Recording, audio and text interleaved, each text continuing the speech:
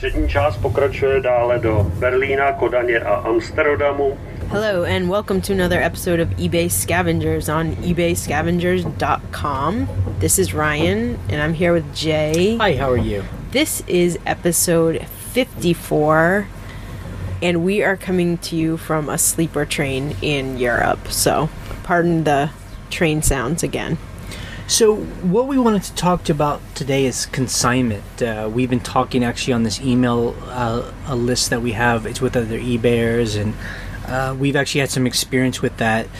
It's recently, but you know, the big question is: should you do consignment, where someone says, "Hey, I got all this junk. Will you sell that for me, and then I'll split the profit with you?" Yeah. Usually, that is what they're saying. So let's cut to the chase. We are of the opinion of do not do consignment. Okay, and why are we of that opinion? And it's maybe, how about this? We do not do consignment. We never have. Now, I would be very interested if someone is listening to this, does their eBay business where they do a lot of consignment. Get in the comments on the blog, ebayscavengers.com, and I'd love to kind of hear what you think. But here's our opinion of that. It's number one is, like, when we first started, our post office lady actually asked us if we were doing eBay, and she's like, I got all this glass I've been gathering my whole life. Will you sell this glass for me? And I remember she even gave us a couple pieces, right? Yeah, and I looked it up, and I mean, it just was not It was worth like $30. Maximum. So even if we were to split it half and half, and then minus fees, like, we'd get away with $10. Plus it was glass, so you really have to pack it well. I mean, I just straight up was just like, and then, like, it's my dad, when he was finding out that we're doing eBay, he says, well, because he's an older man now, he's like, I have all these ties I've gathered my whole life. Will you sell these for me? They're really nice. And he gave me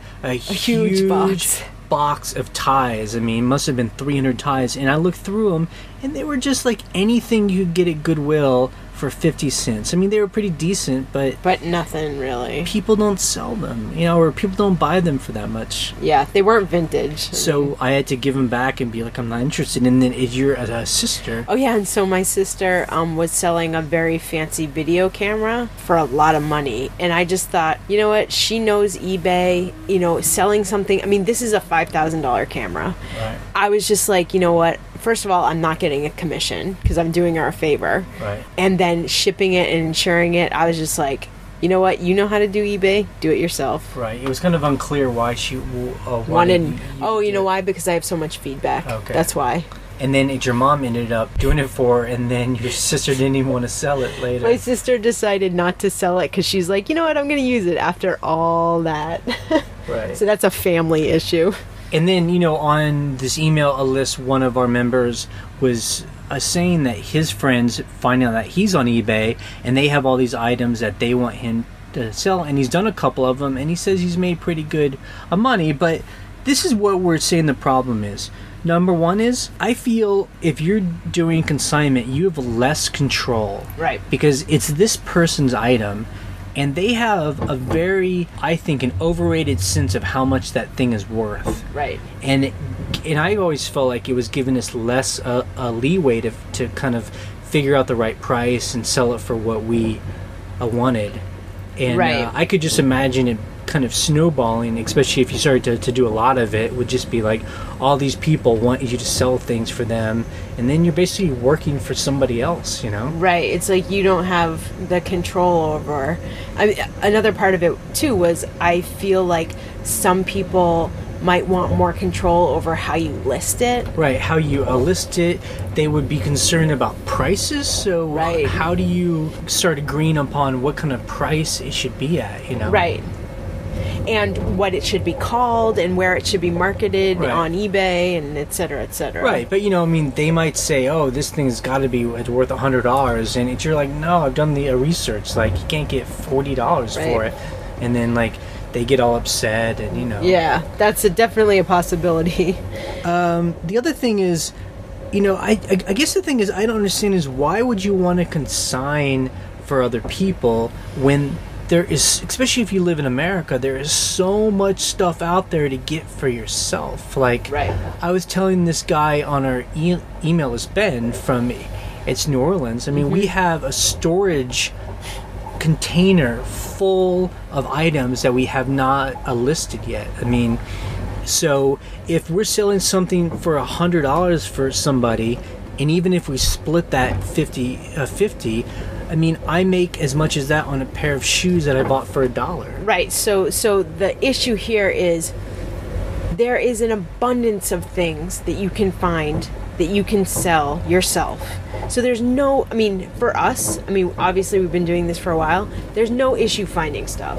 So I don't need someone to bring something, unless it's worth, like you say, a lot of money, $5,000. Well, we're going to talk about that. I mean, the name of this podcast is eBay Scavengers, so I'm assuming a lot of people listening to us or other people like ourselves is that we've always been good at scavenging, even when I was a young person. Yeah. eBay is just a thing that has given me the ability to make a business out of it, you know? So instead of just gathering stuff that for myself looks cool on your desk, I can now sell it. So, yeah, I just don't understand why you wouldn't want to consign things unless, like you said, you're selling things that are worth $1,000 or more. Because no one's going to want to give you more than, I can't imagine, more than half of what it you sell. So if it's $1,000, maybe you get $500 from that. But then you have to also think, though, this is the bigger problem for me is if you were to make a habit of consignment as part of your business, and that's how do you do the accounting? Because you have to, sell something for $100, and then you have to figure out what were the fees for that, the listing fees, and then how much is the final and the PayPal value. Fees, and take out the shipping, and then you have to split the money up from there. Right. And that's, like you said, an accounting issue. So if you're doing taxes, you need to show that you paid that money out to someone. Right. So you would actually have to produce some kind of invoice for every one of these sales, so you can prove to the IRS that you didn't make $100. Right. You only made whatever, a portion of that. Right. And you're the one having to do that. The person that gave you the junk, they're the ones just in their lazy boy chair waiting for the check to come. And now, so the reason we bring this issue up too is when people do find out you're an eBay seller, it's almost an automatic sometimes. Like they will just be like, "Oh, I have this such and such." Nope. Like we've had other friends too email us like, "My friend is cleaning out his grandfather's estate. He's got all these great vintage clothes." And while half of me is like, "Oh, I would love to see that stuff," I'm like, you know what? I find that stuff all the time. I don't have a problem. Yep. I mean, very often what I find is it's these people who have always wanted to eBay themselves. They find out that we do eBay, and so they just want us to sell the stuff that they wanted to do themselves. And it's like, why don't you just do it? Just do it. It's not. I mean, I'll even sit down with you and show you how to do it. Right. But it's not easy. Right. I mean, the other problem that I imagine would happen with doing consignment is then if you sell something for somebody, and you do the accounting, you split the money up, and then what if the thing gets returned? Yeah, the person wants to send the item back. Yeah. So then you have to do this thing where I guess you hold the money until it's for sure the person gives you good feedback. Yeah, that is actually a weird conundrum, because then if you pay your person out and then a month later they're like, I actually want to return this. But then, like, shit. But then what if you hold the its money back? Like tell the person who you're selling for, I have to hold this for 30 days, and they get angry at you. Like, wait a second, you sold it already. Give me my money. And they don't understand the kind of the complexity of eBay, that there's customer service involved. There's a process. And that's the other problem, is that when you're the seller, but it's someone else's items, it's your reputation on the your line. Feedback. So if you're selling electronics, and maybe you've done as many tests as possible, but what if the person gave you something that has a problem, and then the person that buys it gets angry? Right. Or like we were talking about artwork, like or whatever, like old rugs, or just like if it's described a certain way and you're like, that's what they told me it was. They told me it was authentic, but... Right, and a buyer is not going to want to hear that. Like, what? You're selling junk for other people? Like, why don't you know what you're selling. Yeah.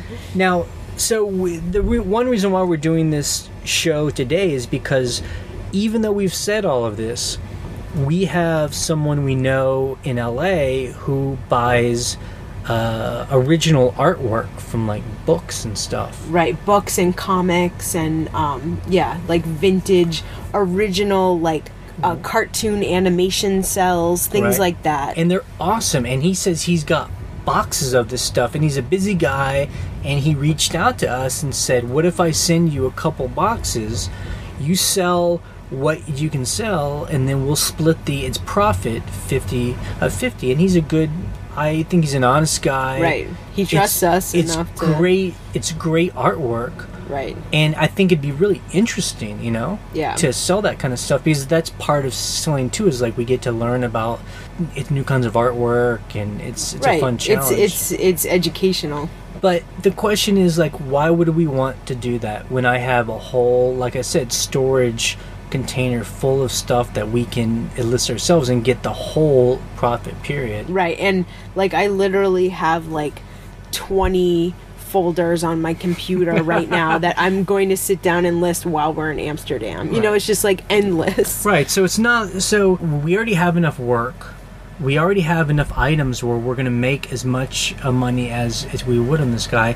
So what I did was I just wrote him back and be like, well, if you're interested in selling us the boxes of artwork straight out, like if you're trying to get rid of it, give me a price and we'll think about it, So that is our solution generally to consignment.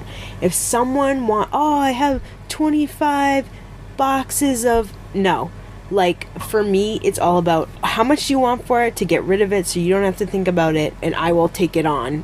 Right. At my own leisure. Right. I think the way we think about it is to be more like either a pawn shop or like an estate sale clearance agent, where someone's mom dies, they bring in people that come and price the house out, and they put a price on it, and then they'll buy all of that stuff in one thing. They aren't consigning it. Yeah. And I think that's a better way to do it. Right. So if someone comes to you and says they have something they want to sell on eBay, see how much they want for it and just buy it outright from them. And if they want too much, they should sell it on eBay. That's right. I mean, if they want a lot of money, then they should have to put the work into it. And that's why all of us scavengers make a living on eBay, because we're buying stuff for dirt cheap from people that are too lazy to put it up on eBay. Right. They just get rid of it or sell it at the flea market for $1 because they don't want to sit down and take the time it takes to put it on eBay. They have other jobs. Yeah, I'm sorry. I don't mean to call them lazy, but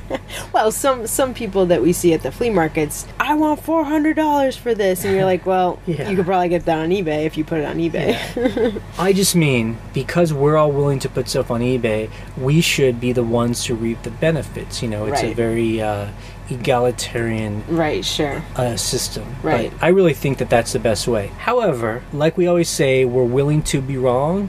So if you have different experience, if you have a successful story, I would love to hear that. Yeah, I would love to hear like what people's processes are and how do they cull out the junk from people and say, this is worth something, this isn't. Right. And you know what I mean? And like, are you signing contracts with people? Like, what happens when there are problems? And, I remember growing up in the 90s and the late 90s, and there being the stores and the shopping malls, like I will sell your eBay, I will sell stuff for you on eBay, store.com, and I did a Google search and those stores still exist, you know, where you take their stuff to this storefront and then they'll sell it for you on eBay.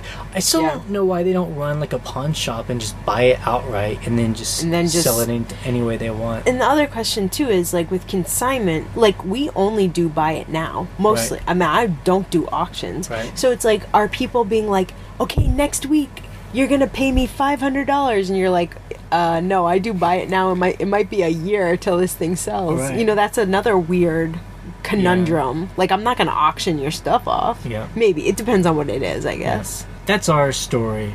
We're down on consignment. But we would love to hear if people have success stories. I would love to hear if it works. But just know that if people know you're an eBay seller, you are a magnet for people thinking you're going to sell their stuff for them on eBay. Just say no. Just say no. Okay. Okay. Bye from Amsterdam. From the road.